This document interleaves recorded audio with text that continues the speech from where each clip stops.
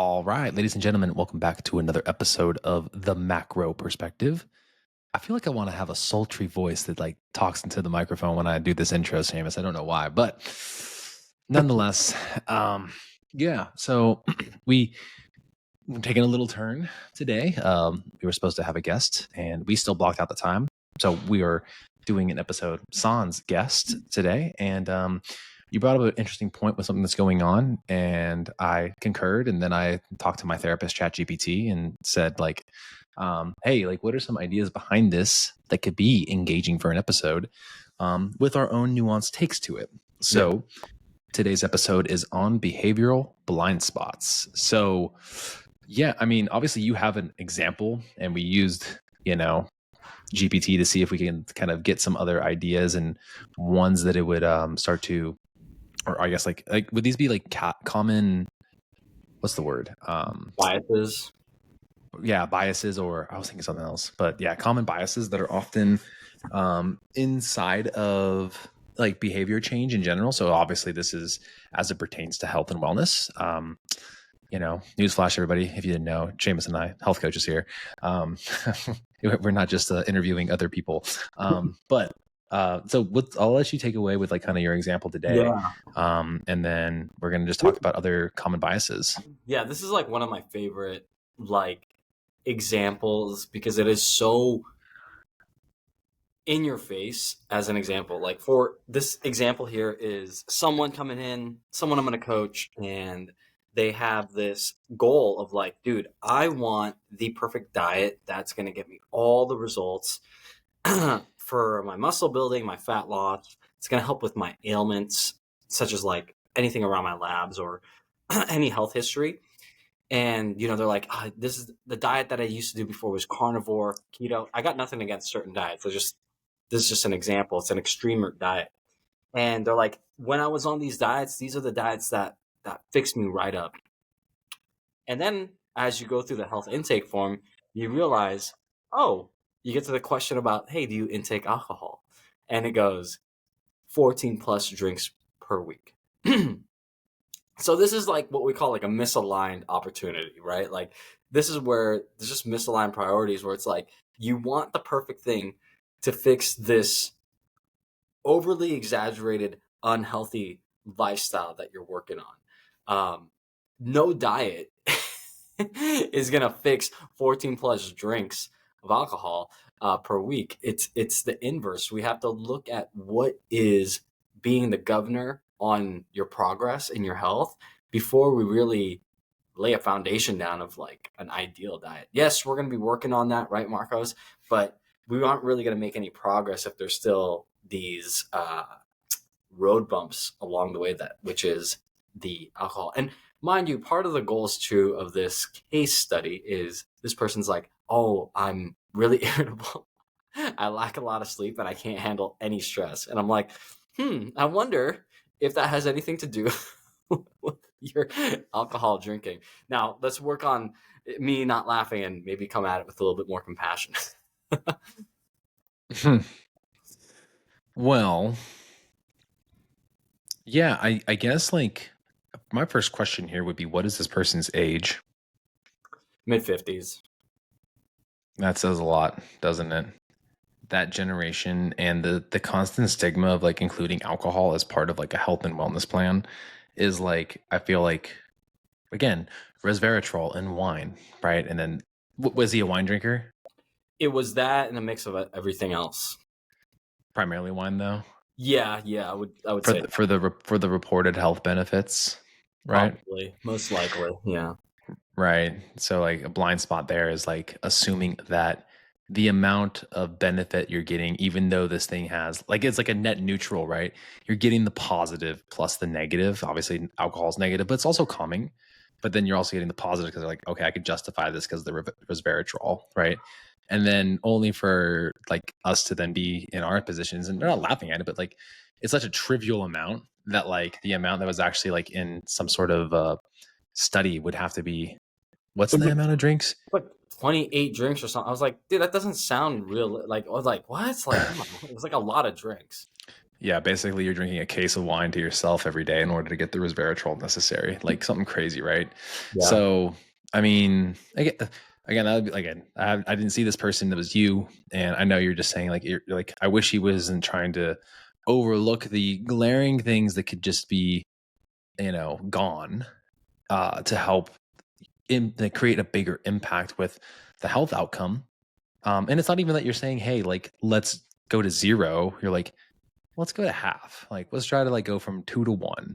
Yeah. Or, do we load one day and then try to have a day where there is none, right? I think that's Yeah. kind of what you were alluding to with like figuring out health behavior, and then being able to understand how to move it from this whole part of it into like Yeah. something that's again moving the needle maybe a little bit more. Yeah. And then I think too, the other thing is like not only does alcohol have that impact with like the liver, the gut health, inflammation, your ability to recover, but like I feel like the way that it like creates dis dis recovery, that's not the right word. Dysregulation. Yeah, where it inhibits recovery is due to the sleep issues, because I feel like most people are generally having the drinks close to bedtime, and so then you're talking about his like attitude and mood. So I mean, the blind spot there is like again viewing something as maybe a net neutral, or maybe there's positive benefits, but it is likely maybe the most glaring thing that can be ameliorated from this person's routine And ASAP. yeah, I mean, it's hard. Let's first talk about what you hit there. Like, oh, it's part of our social upbringing, right? Certain generations just did that. It's part of their week to week. Some people are like, it's when I socialize, or it's just part of my nightly routine. I think the relationship with alcohol and somebody else, they really need to figure that out. I know the WHO, the WHO, the World Health Organization is working on adapting some of these things, because 14 plus drinks in a week, they said, was considerably fine. But for some people, one, two, three drinks is a problem, right? For some people, it isn't even about the number of drinks, it's about just the concept of drinking can be a problem. So I'm not even going to address like addiction or address any of that. I think that's too deep of a thing. But just in our society overall, right, Marcos? I think drinking is it's looked upon in a way where yeah, you could have it, you could do it, it's part of a casual social setting. I got nothing against it per se, but I think when you look at glaring health issues, and if you're trying to make a big change, this blind spot of like, look, we just changed this one thing, everything else likely will fix itself: the sleep, the mood regulation, all that stuff. And then that will lay the foundation for, hey, we've taken quote unquote the toxin or the governor on your progress, and now we can make you flourish and progress so much more. And yeah, Yeah, and so the number of drinks per week, this was actually on our test not too long ago, Seamus. Up to 14 in a week, with no more than 2 per day on average, which would be again 14 in the week for men.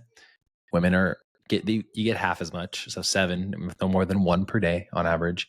And then defining a standard drink, I think this is always an interesting one. If people are not really all that good about understanding a portion of food, they probably don't understand a portion of alcohol. alcohol is a weird one, right? Explain it. Explain it. 12 ounces of beer at 5% alcohol. So that's like a can, right? I don't even, I it's think 12 so. ounce cans, right? Yeah, 12-ounce this is 12 curls. ounces of Diet Coke right here. So Oh, yeah, I guess I could have used that. 12 ounce. All right, cool. So one of those, unless you're in Utah and that's 3.5 beer, you can probably have 2. 5 ounces of wine. So that's going to be at 12% alcohol typically. So obviously it's twice as strong from an alcohol perspective. And then I guess I never even looked at the math of this. This is funny. 1.5 ounces of spirits would be the equivalent. 1.5. Is a jigger typically 1.5 ounces, or is it usually a 1 ounce shot? I thought it was a 1 ounce shot. Okay.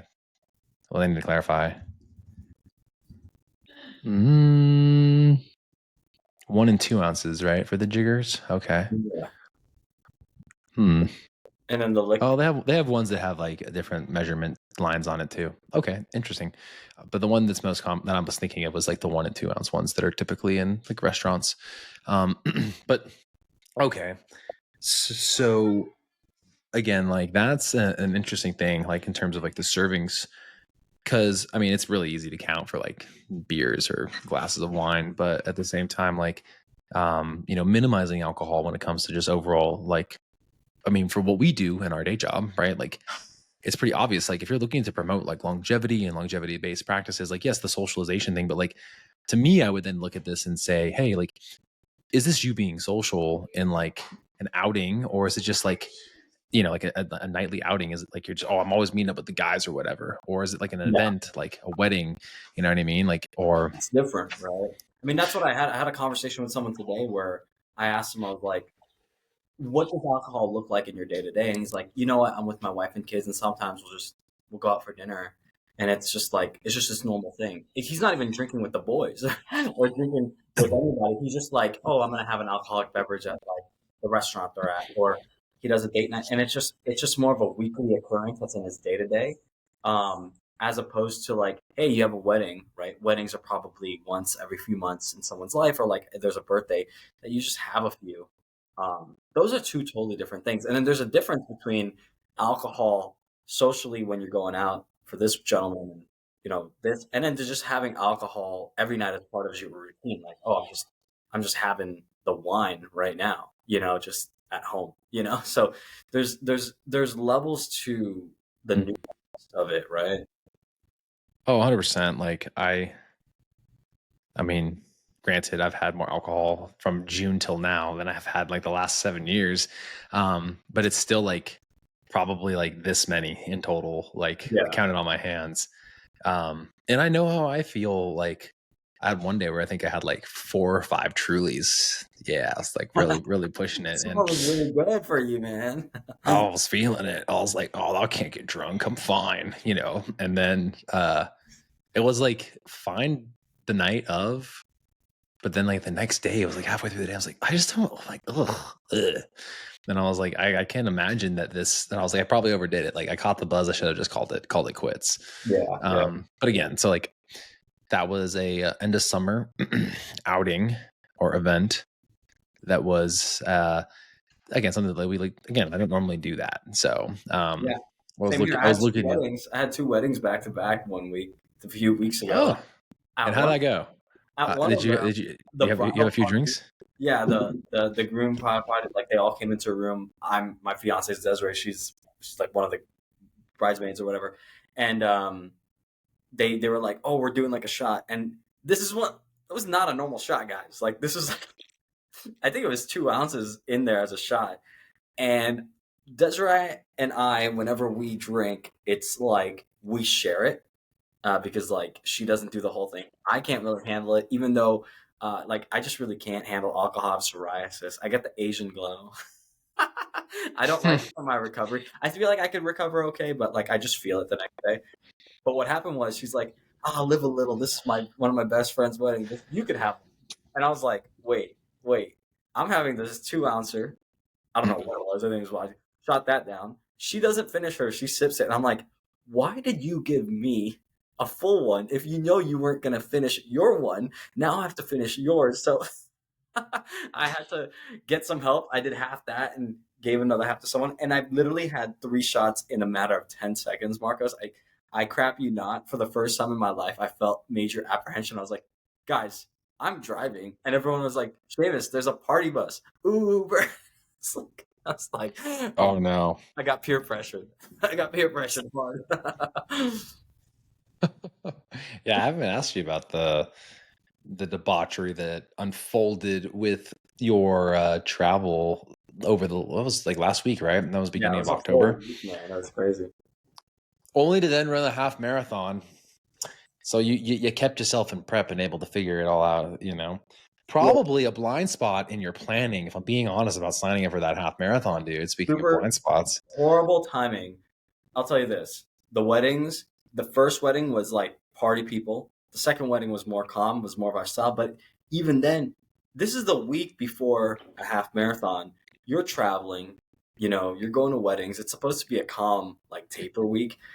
It was lots of traveling before, and then you have to travel to the half, and then it's just like it was not great. So Definitely. it went from a taper week to a absolutely nothing week, or did you wake up still and get the runs in? No, we still got that run in, and I was in the desert too, so I got like 4 miles in heat, came back, and then watch this. In the middle of the week, we go to Upper California, so now I'm in the forest, and then I do a run in the forest. So I needed to get my training in no matter what. I committed to it, but it was just in different places. Get it done. Get it done, dude. Get it done. Get it done. Um, so obviously with this person's mentality and you said what was he trying to do? Like he was The like biggest thing was like, trying to define like the perfect diet to also include yeah, the it was. alcohol or just or Well, the goal was like, I didn't even know that alcohol was an issue until we really got deep into the intake. But it was just like, I want to get a diet that helps me with like my energy, that helps me with my fat loss, and just like my focus and my drive. And I'm like, and he's like, I did this with keto and I did this with carnivore before. Whenever I did those, I was always on point. And I was like, okay. But then that came down later on, and it was like, all right, like it might not even it's a combination of both. We get the diet and we manage some of this alcoholic beverage behavior. mm, was he all or nothing when he did the keto and the carnivore things? Like was he still drinking or did he just cut everything out and then he was only doing the diet? We didn't get that far. Just haven't gotten that far into it yet, but we'll have to see when we have that conversation. You couldn't cover that in your long evaluation day? Just kidding. Well, actually, this is more of a health intake set first. We haven't really gone into Oh, oh, oh. yet, so he's yet to come in the door. But once he does, I'm gonna go deep into this because I'm like, yo, I need Oh, some this answers, was preliminary. preliminary stuff. Yeah. Oh man, you guys are on it over there in Beverly Hills. God almighty, that make me feeling bad about myself. I need some questions answered. Stat. No, good on you, dude. I mean, granted, these are all new people.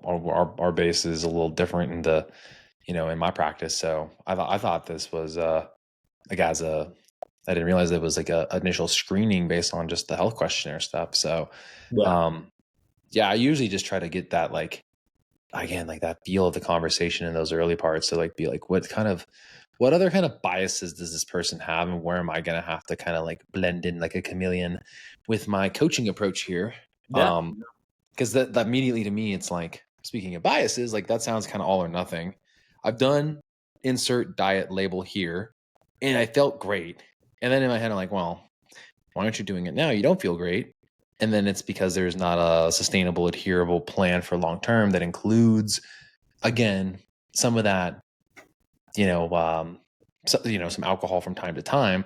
So when he eliminates it, then he literally then gets into a probably a place like what's the other kind of bias? Like I'm trying to see this one here. Like maybe he misjudges his willpower a little bit, right? Yeah. His ability to then be like, okay, I'm gonna let loose for this weekend, but then boom, next thing you know, it's a few weeks and maybe a month or so later. Yeah. Dude, that happened to me too, though. Like I was kind of all or nothing. Literally, I mean, I really feel like I am all or nothing with like my current routine, which Mm. includes Mondays and Fridays having 60 to 90 minutes of walking and or because of you, some running. Granted, I'm letting my little feetsies rest. All the PTs told me I'm too big to run. I'm like, I'm a 200-pound dude. They're like, yeah, but look at you. And I'm like, okay. Well, He's like, out of all 200-pound people, you're the one that can handle running. You know what I'm saying? Like I mean, I could you're the handle it, but muscle. yeah, it's not. I mean, I have to probably pare down some muscle to actually like stay like keep my feet healthy enough to continue running. Oddly enough, Honestly, I think the interesting about you is I would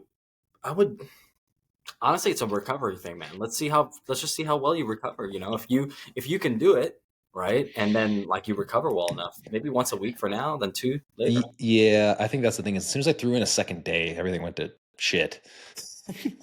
And I mean, not the run, like not again. This is the crazy thing about it. And I think this is, again, another blind spot, like theme of the episode is like, oh man, like which blind spot would this be though? Like it's like my ability to like it's like the youth blind spot, like thinking that you're younger than you are. Oh, back when I was younger, I can instantly throw this thing in and I'll be okay.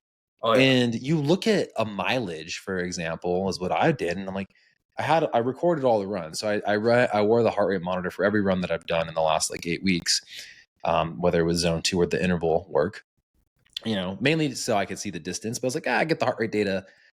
Maybe I can use this to optimize performance a little bit. We'll find out, right? And I'm like, oh yeah, like my kilometers, I was using kms versus miles, on the last couple sessions when my Achilles and my feet started hurting was like over 7K. But it wasn't like, but it's like 7K with like some walks in it though, bro. Like I'm like walking in between But like it's but you're realizing for yourself like you're hitting a threshold, a volume threshold, like a threshold tolerance of running for you. Where like, okay, maybe we got to back up on that. Keep it in there, stimulate, but before we add anything else in, we got to adjust something. apparently, or better shoes, maybe, possibly. Never really spent this much time running 1 day a week. Think about that. 1 day a week is something that literally I went from like aches and pains in like, the normal like lifting weight areas to like I literally have never felt this part of my foot hurt before, Seamus. Good It is experience, man. is it the perineus? Perineum? No. Not the perineum. Also, that's your Side asshole. of the ankle, right? You're talking Yeah, about that side of the yeah, it's at the ankle. ankle. It's That's the peroneal nerve. That might be like the insert. peroneal. There you go. Oh, Peroneal. but remember the peroneal nerve. That also like a lot of running though. That pain is more so like the sciatic issue because that nerve comes through the I have piriformis. that too. Oh shit! Yeah, then you got the whole nerve messed up, bro. Because that nerve goes from like your L1 through L3, I think, and then Yeah. all the way to your foot, dude. Fun fact. All right, so we're really assessing myself. My left side is where it hurts more, and it is also the side that has a little more of a sciatic issue because of I don't know what lumbar. I mean, I felt the bing years ago, right? And Whoa. ever since then, it's been Unstable. Oh no. yeah, I know. I should Well, probably roll out more. I remember when my running volume did start going up. Not only it's so funny. I don't know what it is, but like if you have a side that hurts, other things hurt on that side. Like oh, the heel starts being messed up, the knee starts being. So I got that. I had that like low back pain too, and then Yeah. like the sciatic, and then like the ankle, the knee, and you're like, yo. I think I Yo. texted you in the middle of the summer. I was like, yo, my left foot is good now, but guess what? My right knee's messed up now. What the fuck? It's like Ah. something's always shifting. The pain just goes, Yeah. dude. Especially if you're above 30, guys. That's one thing. Yeah, and like so, I mean, my overconfidence bias of like I'm overconfident that like I can do this amount and I will recover. Yeah. Mind you, like again, I probably didn't really I don't really feel like there was like again looking back, I didn't feel like there was a lot of running doing CrossFit stuff, but there was a lot of jumping and bounding and things that probably kept my ankles a little bit more prepared for the pounding of running. Because when we included running back in like 15, 16, zone 2 type stuff, like very slow, like we'd have like a session or two a week where we're just like trotting along, it was like really before it was really before I feel like even the vernacular of zone 2 came into existence, if I'm being honest. Like I know it existed, but not really in the CrossFit space as much, right? It was like coming around. And then I'm like, oh yeah. I mean, I felt confident that like 7K wouldn't wreck me, because I saw 4 or 5 and I was like, I feel fine. One day I wore the wrong shoes and my heels were bleeding, but because I didn't wear long socks. But like I was like, that's just a rookie mistake, right? Like just making rookie mistakes here. Like it's totally fine. But quickly learned.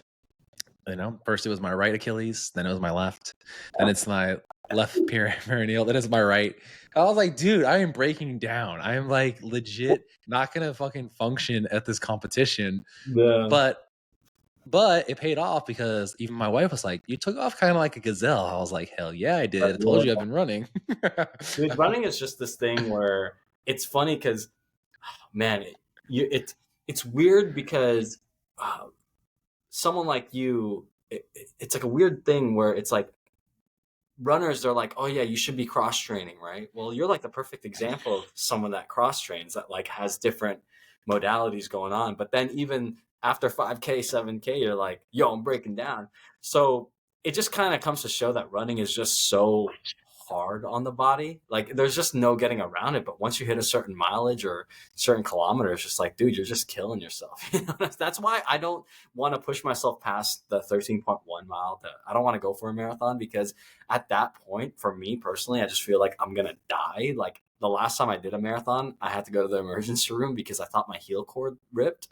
So like, that's why. Yeah. I don't. Yeah, I don't know. I mean, maybe it is a negligence to the recovery aspect. I feel like I even it's crazy because like I even thought like I want to down regulate my activity through the week to make sure that like my average movement's about the same. Yeah. Because I'm like I've walked. I mean, I was walking that much, but like you literally put a little extra pep in your step and your body breaks down.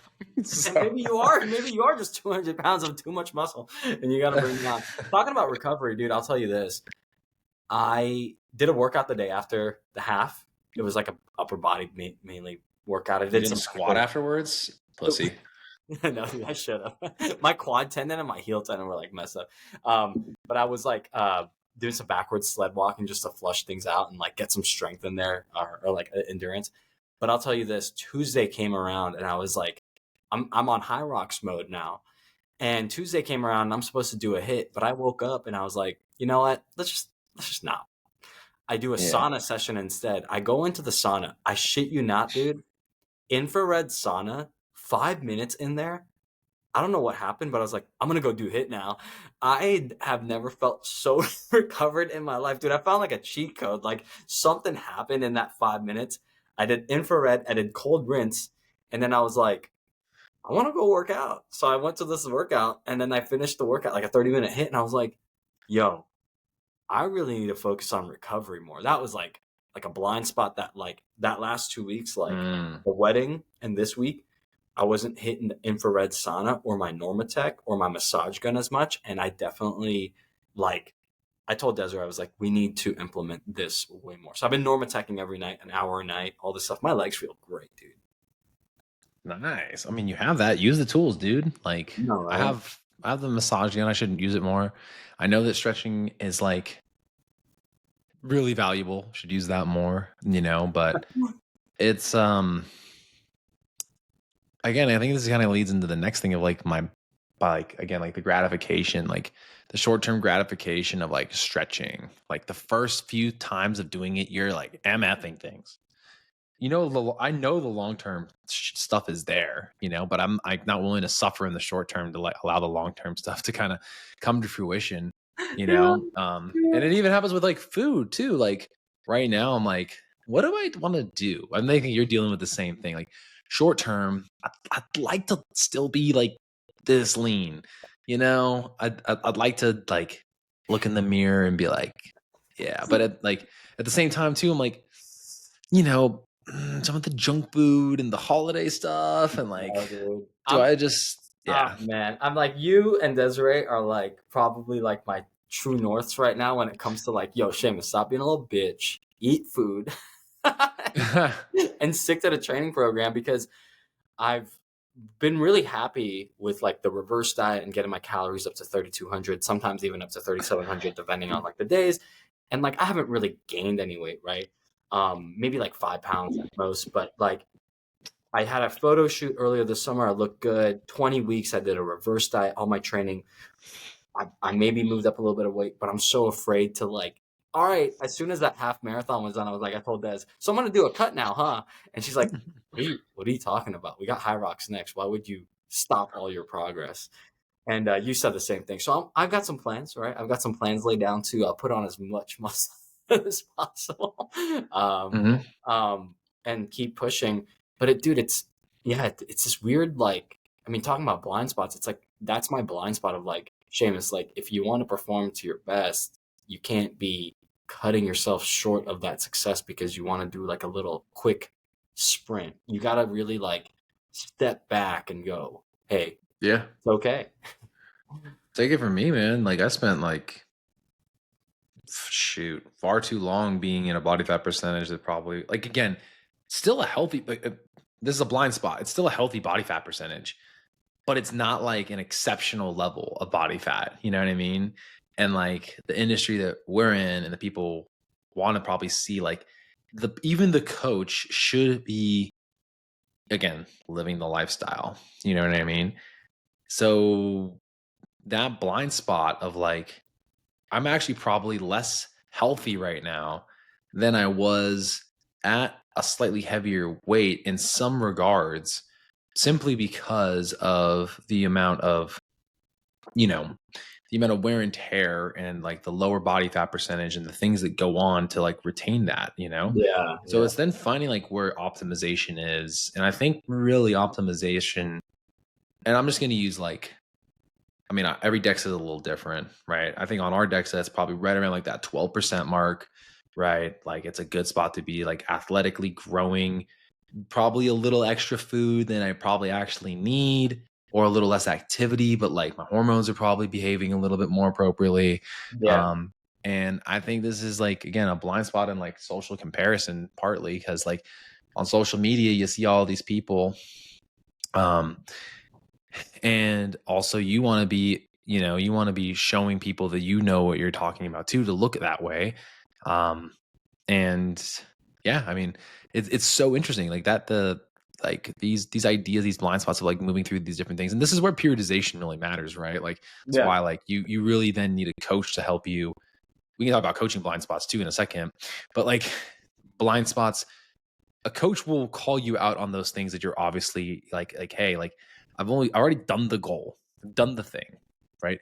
Move to the thing that I know that I can do really easily and well, and that's where Desiree is, really kind of pushing you to that limit of like, hey, like Jameis, you know how to get ready for like beach season, you know how to get ready for even your own wedding.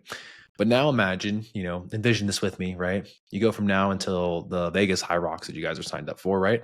yeah. That's February, right? So we got the Anaheim one, that's between me and her, and then the Vegas one is going to be the one with the team. And I'm hoping you and some of the other guys, Yeah, and we'll then we'll we'll, we'll yeah, get it figured out. I yeah, might just do it solo because I'm solo selfish. dolo. I love it. Yeah, and Just, then just and that's it. So that's February.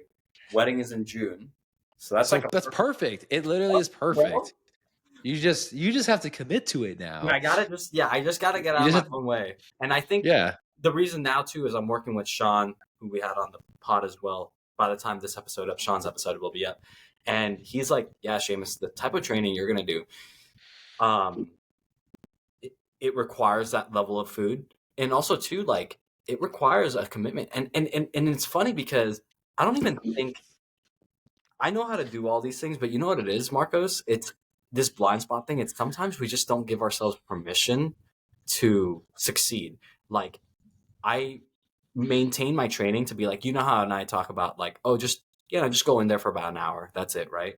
Well, this kind of training probably requires me to be like, Sean was like, no, you're gonna have to have like some days where it's 2 hours, and it's like you start realizing like, oh, this is what requires to hit the entry fee into this high rocks truly, and come in really well.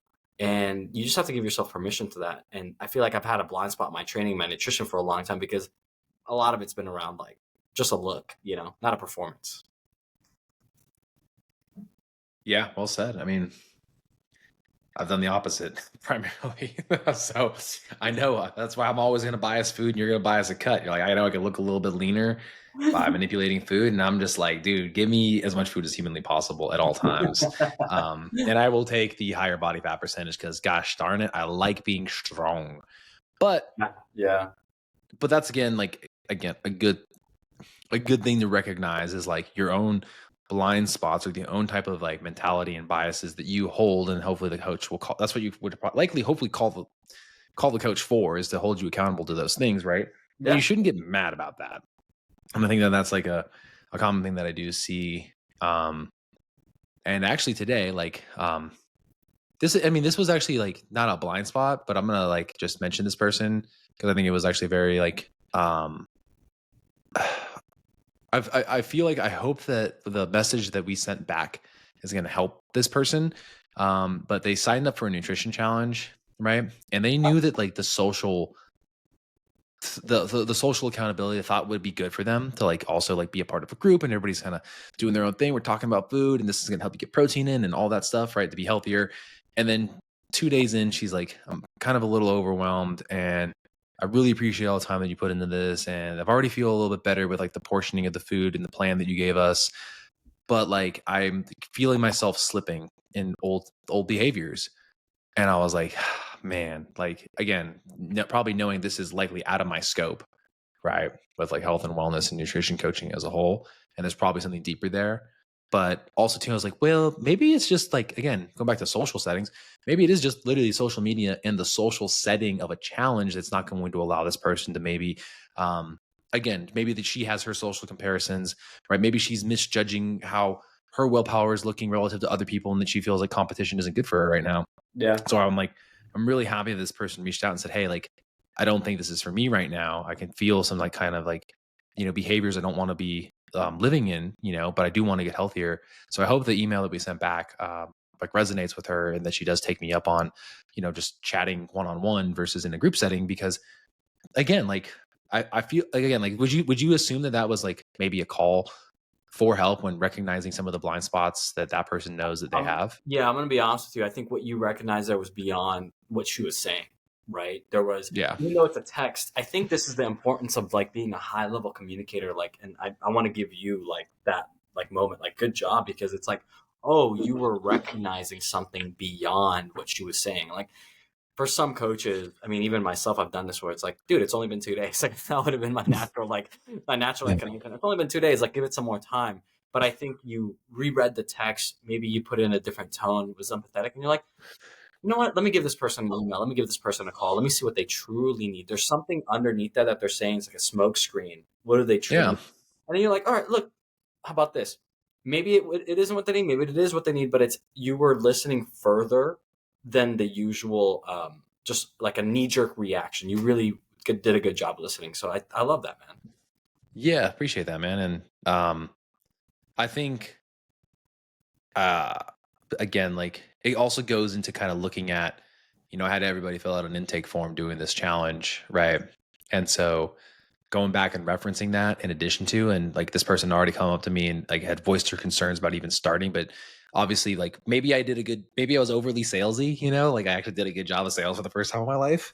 And, but she like felt, like, oh man, like this guy, like, again, is talking about it in a way that like, I really want to get down, um, and again, like it is a very long relationship to like build your own journey with nutrition and help yourself be in a healthy spot. And for this individual, she has a young kid as well, so obviously I resonate with that. Granted, I'm a father and she's a mother, so it's a different relationship.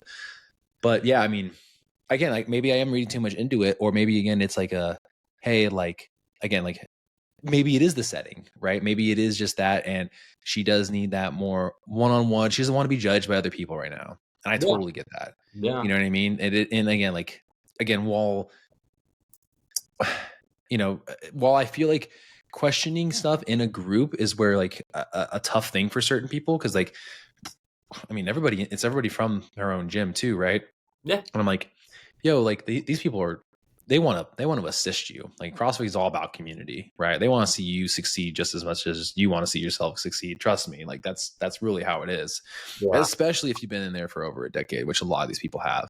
Yeah. Yeah. So, I'm, again, like I said, I'm hoping that, again, I was like, hey, like, again, I may be misreading this, but like, no pressure. I'm happy that you feel like there's some things that are positive already and things you can hopefully work with on your own.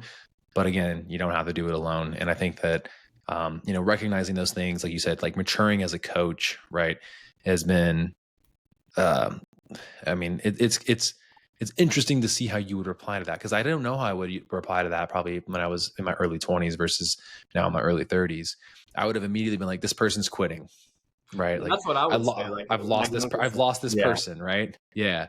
Yeah. And I think that was an old blind spot of like my of my old self, right, was like,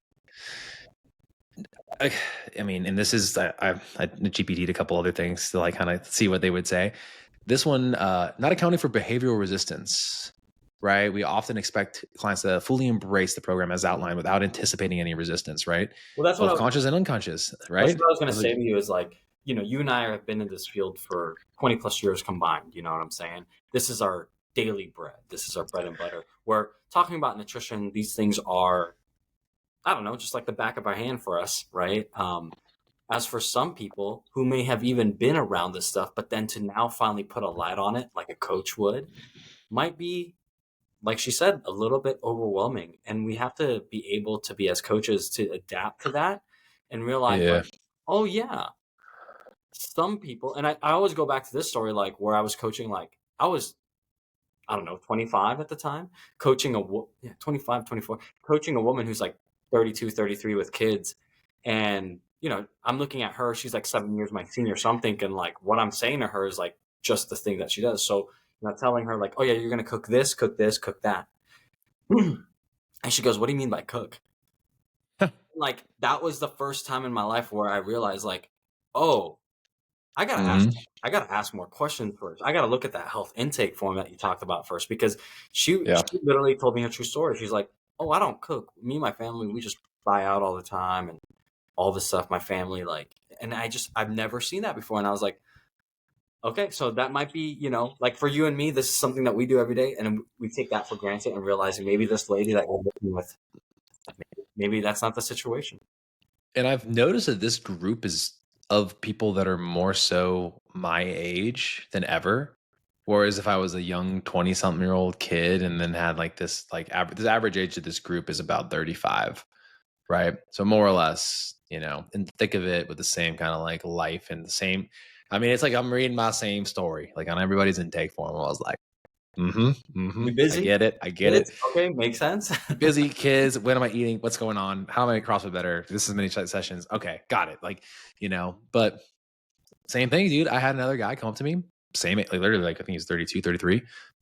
And I was like, he's like, yeah, what do I don't cook. I was like, you don't know, like, you don't like to cook? He's like, no, like, I don't know how. I was Mm. like, okay. So give me a little rundown of your day. XYZ. I eat at my employee dining room. Oh, okay, cool. So what do we have there? You know what I mean? Like I immediately went to like, I was like, could you eat there twice? He's like, no. I was like, oh damn. Because the food you're describing could work, Yeah, yeah. And he's like, I come home, I make a mean peanut butter and jelly sandwich. I'm like, okay. Have you ever made rice? And this is what I was like, would you be interested in actually doing like a cooking class? I got people in the local community that I think would be more than happy to Shout show out you to some simple Andrew. things. Shout out to Andrew. Shout out to Andrew. Shout out to Mark. Shout out to, maybe even some people at Foodie Fit that can go behind this. I mean, there's a lot of like, Oh, I know. food oriented like chef people in town that, again, like whether they're already incorporating in their business or, doing some stuff, right? And granted, actually, this is probably a good time for me to like, hey, we actually made a cooking episode, me and my buddy. So we're actually going to do another one, Seamus, in like 2 weeks. So he's like, maybe. He's like, I'm going to ask if I can get the okay to actually bring you into the commercial kitchen. We'll do it at UNLV. I was like, oh, sick. That'd be tight. Ooh. So we'll be real. We'll be really cooking. I'm going to be really with the chef hat and Dude, everything. honestly, the Marcos, you're gonna be like a Michelin star chef soon enough, man. Dude, no, there's no way. Like one, I, we made an Asian dish. If you see the stuff that goes in it, the ingredient list is like a mile long. He's like, it's oyster sauce. I was like, bro. He's like, I was like, I see MSG in here more than once. And he's like, yeah, that's how you know it's good shit. That's so good. So good. Oh shit. And I was like, okay. He's like, dude, it's just salt. You're fine. You're gonna be fine. I was like, okay, well, I guess we'll do it. Whatever, And it was for Char Siu. So eventually I'll release it. I just haven't edited it, honestly. Like I don't know how to. I want to just kind of keep it free flowing. Maybe I'll have Rachel do it if she has like some free time. But okay, let's see if this will actually hit. Like people would appreciate this. Yeah. But so he's saying that, and I was like, dude, like you just said, I was 5 years old cooking for my family, like a full on breakfast. And my mom was like, how the hell did you learn how to do this? I was like, I just watched you. And she's like, how'd you know how to measure stuff for the pancakes? I was like, well, I was like, it told me that it made 8 pancakes and I wanted to do 16. So I just did everything twice. And she's like, and she's like, wait a minute. She's like, you're like 5, 6 years old. Granted, I don't think my son could do it. Like, I mean, not that I'm not exposing him to that, but like, I mean, I just didn't have as much going on as kids. There's a lot more like fun things to do. I get it, but he has shown more of an interest to try to like help, and so has Ari. So like, it's cool. But I'm like, man, like cooking, and this goes again. This really goes back to the other things we talked about on here about like the core ideas of like what can help people in our community. It's fucking home economics, dude. Bro, Like, seriously, we should just, you and I just need to stand on like a political like bandwagon of like home oh economics yeah, and start our own party of like why? oh Because dude, like it's autonomy, self-regulation skills, you know. There's a lot of skills that people are missing.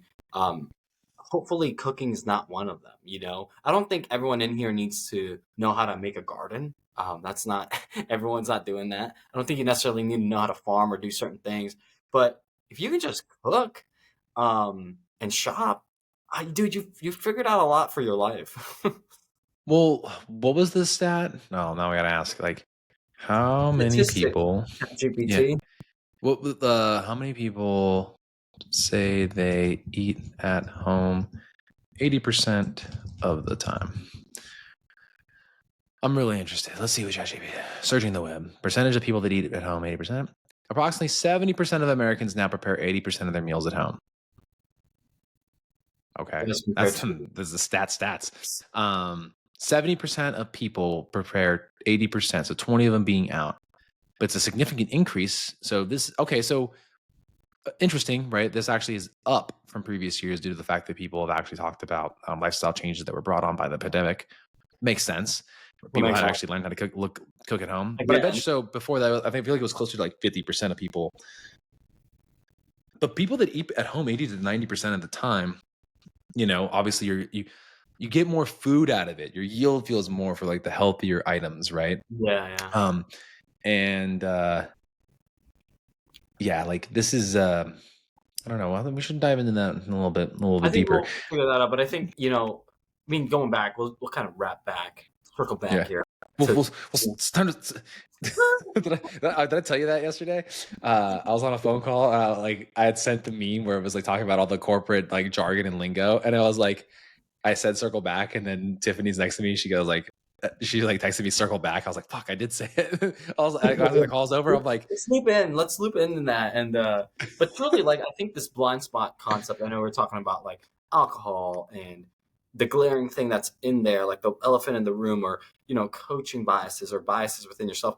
I think sometimes the message is this. You know, Marcos and I are, you know, you and I are very much well deep into the coaching and nutrition literature and like all these things. But when it comes to just like your general health, just taking a full assessment of what you do without any judgment. It's kind of like your finances, right? If you want to start getting good with your finances, you just see what's going in and you see what's going out. You haven't changed anything yet. That's it. You're just seeing what goes in and what goes out. And then from there, you go, what gets measured gets managed. Peter Drucker, Effective Management, that book, amazing. Or Effective Management, or whatever that book is. But basically, you just start tracking, and then you realize from the tracking, oh, wow, I'm just going to make adjustments. But there's a bias there. There's a secret bias there. I'm going to share it to you. The moment that people start tracking, Marcos, even though I did not ask them to change anything from their nutrition, they're like, oh shit, I don't want to show Seamus this. So they stop eating it, or they just don't track it, or, you know, they start limiting things. But tracking or taking stock, doing an assessment, taking a good look at yourself from a full 360. I think one of the best self-development questions they ask too, right, Marcos, is talk to two of your friends and how would your two friends define you, right? Or what do they say is your blind spots? Could be an option too. I've asked that before from friends. Um, and it's like seeing and realizing like, oh, there are spots in my life where I may be thinking I need to do one thing, like I need to do one thing, but actually I just need to take out one behavior and that will fix a lot of the other things. So it's just a quick idea of it. Well, now you got me curious. What's your assessment of me? What's my blind spot, Seamus?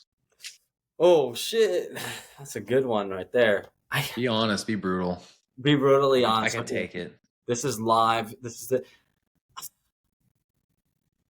dude. Honestly, I don't know. I don't know what to say. I'd have to think about it. Hmm. I'd have to I think. couldn't. Okay. I'm glad you said Go that with because me I'm having first. a hard time If you too. find someone for me, if you find someone for me, something for me. I think for you, if I'm being honest, like, mm, you could be overly meticulous at times. I agree. Yeah. Like, and like that, like, puts you down the rabbit hole when you have that level of like detail oriented type of personality, Oh my god. right? And then it takes you away from like, again, maybe choosing the simpler place to just get started. You said my whole life, dude, in front of me. That like yeah, you're absolutely like right. Like you've seen me go down rabbit holes, and you're like, why is this guy even talking about this You're shit? like, yeah, you're like, okay, we're at A, but like, dude, B, C, D happens like this, and then he's like, wait a minute, but if we take one, it's like two, three, and then you're just like, you get over into the weeds and like you start overlooking just like continuing to do A, right? Yeah, I had that too, and that's where like we've even discussed it, right? Where it's like, dude, I'm like, we just gotta. It's crazy. Funny enough, right? Have you looked at what our reach has been like with just one post a week, and not even our post? It's only been like the macro pod post. remind me. Okay, I looked at it last week. It was like 13,000 views just on Instagram, which Wow, I'm like, from one post a week, 14K views in the last 30 days. that's From awesome. like, again, just staying consistent with that. Like when we came back and like reanalyzed, like, what should we do? Okay, we should just talk more, post it, set it and forget it. Honestly, I think some of the people we've had on have helped because they have a little bit more of a draw. Like they're maybe even more active. So they're getting things then get circulated onto their page a bit more. So we're cheating. It's okay. But I was like surprised. I was like, dude, okay, that's what we said we needed to get back to, is just back to A, you know? Yeah, And that blind, I mean, I think I think it's why it's good to have two people, because if it's just us, I'm like, like I'm just going to ignore kind of like the stuff that I need to do versus like, shoot, I mean, hell, like everybody here, like, we get it. The idea behind business and doing stuff on your own is it's very challenging. It's hard to be self-motivated all the time, and so we even have leaned into our little connection group that we did when we did the board cert, and people were like, we're trying to get more people to be involved. We're like, hey, like right now it's one more person than last month. Maybe a fifth person shows up this month, and then it's six of us. And, we talked about it, and then now we're just trying to take action from month to month, like a little, little help, self-help groups, if you will. yeah, But and I think it's because we all have separate journeys, but like similar kind of paths we're trying to follow as coaches, that like we can all kind of commiserate and like, well, that's an interesting idea. How'd you do it? And it's like, oh, hey, by the way, I can teach you how I did it. If you want to like, pay for my time, I'll help you set that up. It's cool because you can kind of all be able to just kind of commingle and mix ideas, but then also be motivated because everybody else is kind of in the same boat. So it's yeah. I love you it. know, so Love I it. think Yeah, we've identified our blind spots, and we go to groups like that so that we can, make sure we don't turn a blind eye to yeah, those blind spots. yeah.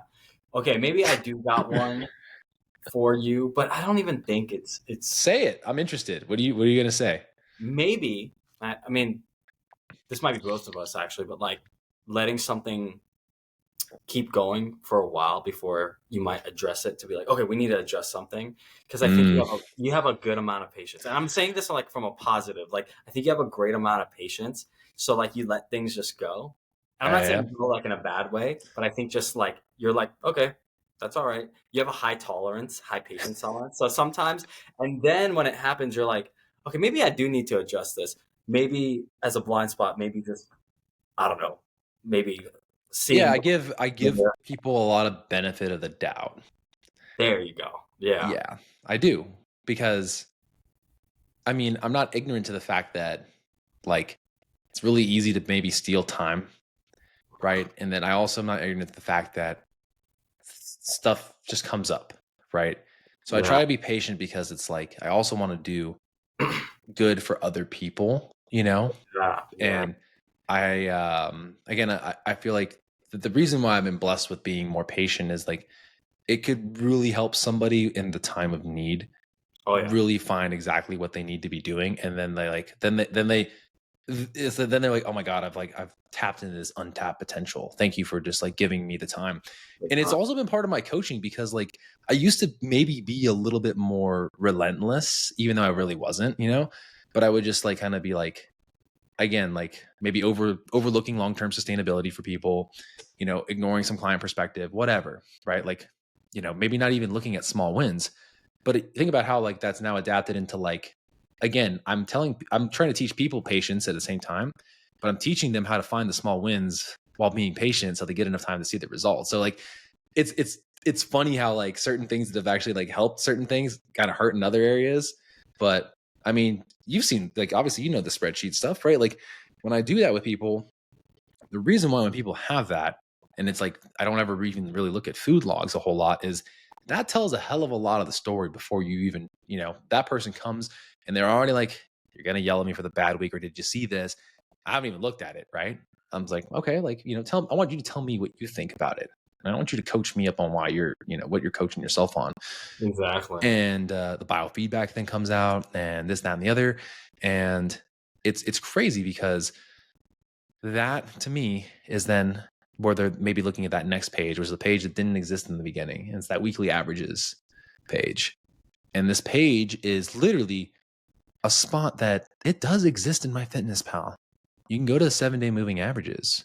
But when you don't constantly see those things, just like you gave that bank account analogy, you're not really looking at that as a point of reference. How good are you really doing? Like I had like 3 or 4 good days. So yeah, but were those 3 bad days? How much did they derail you and why? Mm-hmm. Yeah. So Wow. learning, yeah. And so like you just said, like, well, patience is something that definitely gets me in trouble. I do know that. I It's mean, also a superpower too. it's like, dude, I mean, yeah, like who's a superhero that has like something like that where like their greatest strength is also like their greatest weakness?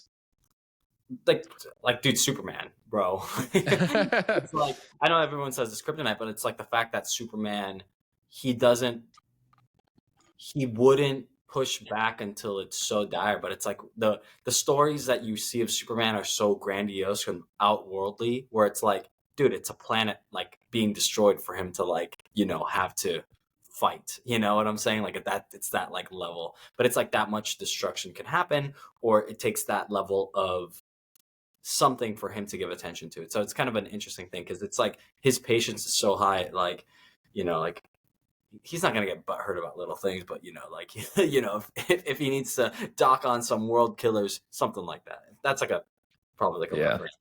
Well, yeah, Yeah, man. I mean, like that's at the end of the day, like we're gonna always have things, and I go through rabbit holes too. And dude, I yeah. think it's because I spent so much time trying to create them over the last couple of years and other things, and they didn't pan out. That I'm like kind of like I'm like, all right, like I'm not going to be the one to put my time and energy into those things anymore. I'm going to put the time and energy into conversations with you, doing this, talking about like Same. again identifying the blind spot, like and playing this game of like again just being a little bit more patient with a lot of things, building out little things, doing this.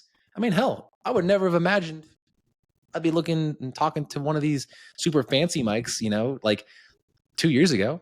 Yeah, yeah. So I've been patiently like I wanted that. I wanted that fucking slick ass mic from day one, I right? want Like that sick background, that sick computer setup. I want that setup where people come to me, But again, like going, the my like my patience will hopefully get us there. Is like, dude, like I don't know the conversations that we continue to have, you and I and other people. I think it really helps put people's perspectives on a lot of things like really there. And while coaching blind spots are different, and we try to coach through them and learn about them more and more, so we can be better for people, right? We're you know we're laughing at again this little thing. Is like, man, how can this person not see this blind spot? Like, again, alcohol to start this whole conversation to bring it back, right? Like, again, like, well, why, right? And I think the mechanisms of when you get them in office, and you're gonna point to the metabolic stuff that it may or may not be dysfunctional right now. I don't know. I didn't get to see that. These are your guys's, clinic. So, but then you're like, oh, And I'm sure you've even already prepped the 3x4 genomics and everything else on top of it. You're like, I've prepped the genomics, I've prepped the labs, and I'm like, yeah. yo, this liver ain't having fun, dog. Now you're like, yo, not only is it showing up in your AST and your ALT, but also you Yeah, have this allele. this one right This here. one right here, the GSK 459-23. May or may not be a real one. I don't know. There's a lot of things in that. But yeah, man, like I don't know. I hope for the sake of that person, again, like I think it's sick that you got him on a phone call earlier than being like in office to kind of like learn a bit more. Cause like people, we all want these like doctor's forms to be done ahead of time, but then we won't sit down for the 20, 30 minutes it takes to do it ahead of time. You know what I Dude, mean? I know, right? It's crazy because it's like we live in a world of such convenience, but then you realize like when you want to do some deep work, oh, you got to sit down and journal a little bit or sit down and fill out some forms, and it's like, ah, shit. Oh, dude, I mean, think about this. I mean, I'll leave us here. In a world where DocuSign has done so much to help you sign legal documents and get stuff like sent over to help people get through it quicker, the next step is, conversational AI asking you the questions, as you're going through it. And then you're like, oh, it's all filled out. It's all documented. It all got filled out. It asked all the questions I needed, right? It had most of the stuff already pre-filled. You could do a combination of looking and also reading to you. And I don't know, like I mean, dude, can you it's funny because obviously like when we started this, like AI wasn't as what it is right now. And the amount of things that I can see it doing and that how I've even now integrated even more differently than when I first started. It's like, yeah, it does great copy. Blah, I want you to write this email. Now I'm like, if I can figure out a way to actually engage in the same thread about how I want to take my notes with my people so that I can give them that very personalized touch point that before would take me 30 minutes to an hour. But if I have each thing, like I want it to be personalized at every level, but also have that like that depth to it. You know what I mean? And I'm trying to get it to be able to write those things like again, and knowing that personality type too is like, is this person very direct? Is it like you need a link and a quick little snippet, or does it need like that breadth of detail, right?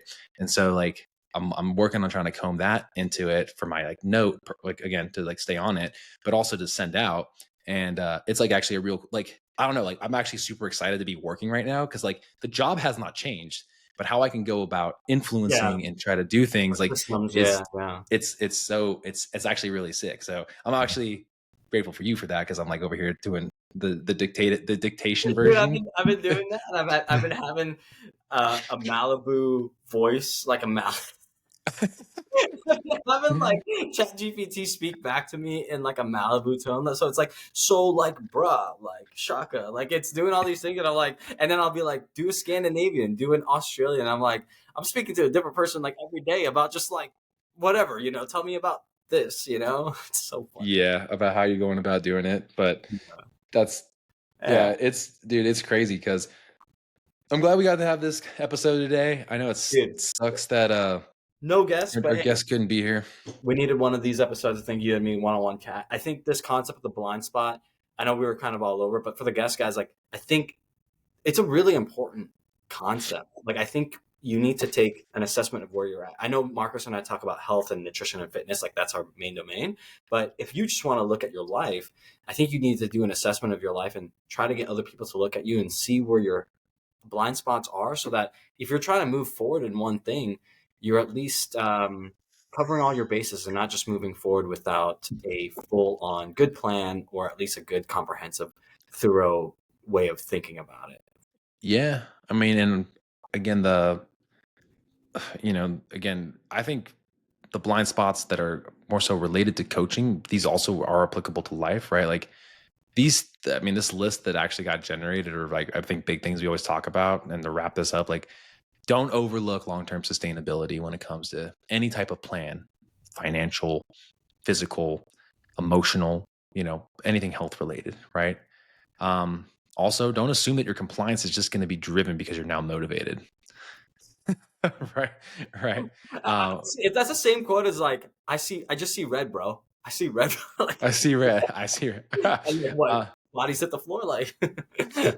Yeah, and like again, don't neglect recovery and rest. We both talked about that. Like again, understanding how the mechanisms of recovery and rest change, especially as volume gets increased with whatever it is you do. Again, your bandwidth is only so high, whether it's with training or your workload, right? Kids. Yeah. Also, yeah, I mean, also understand like your behavioral resistance, right? Like you have to know yourself. Like when do you become resistant to like doing something? You know, that's a huge blind spot to look at. And granted, while everything we're talking about here didn't like directly just talk like bullet answer, like that's just because that's not how I like listening to episodes that are a little all over the place personally. So that's how what we do here, right?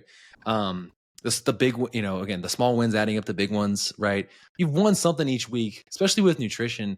You know, is it average weight trend? Did you hit a new low, right? Does your gut health feel better? Like understand that like this, it's not a one size fits all approach. And sometimes it might take you 2 weeks to actually see like the substantial weight move, you know, because week one, when you change your macros or your overall intake, you're getting adjusted and it feels a little tough. But then week 2, you're not stressed out about it, you know, but do you change it in week 3 or do you give it a third week? I don't know, you know, that's up to you, right? It's not a one size fits all approach. Just give it time. Like what I'm talking, like I basically coached Seamus today. I was like, dude, your wedding, you're bulk until end of high rocks and you're cut until your wedding. I will do the cut with you. It's actually, I've already personally committed to it. I'm telling you right now, because February, the start of February is the best time to cut. I'm saying it here. All right. Oh, dude, I'm super stoked. Then I got an accountability partner. Heck yeah. And some, you know? Yeah, man, I mean, focusing too much on physical stuff, again, that's an easy blind spot. And then always too, like knowledge does not equal action, right? Like we know a lot, but it doesn't always equal action. We've talked about a lot of things and we've created things that didn't lead to action, right? And, you know, the patience to build the thing, again, my blind spot like was definitely there as we built the thing. And I was like, but we never took action with it. But ironically, we still did the work though, right? So our patience, so the patient superpower right now, after we've now finished that other thing, Seamus, now we're coming back to that. Like, hey, do we massage this thing a year later to actually be something, because we're seeing other things in people's continuing education, and maybe we have something to bring to the table now. All right, there's different things now. We just had to let it sit for a while. Again, kind of what you said, give it some time, and then you look at it from a different lens. And you're like, oh shit, we could do that again. It's just in a different format. So, yeah, man, it's good. This is good, man. It's good stuff. You want to get the outro since I did the intro? I'll do it. All right, macro perspective peeps. Thanks so much for being here again. Give this video a like. Comment what you thought. What are some blind spots you're struggling with? And make sure to share this with someone who may have a blind spot in their life and you think they can benefit from talking about it, seeing about it, assessing about it. But other than that, macro perspective peeps, we out.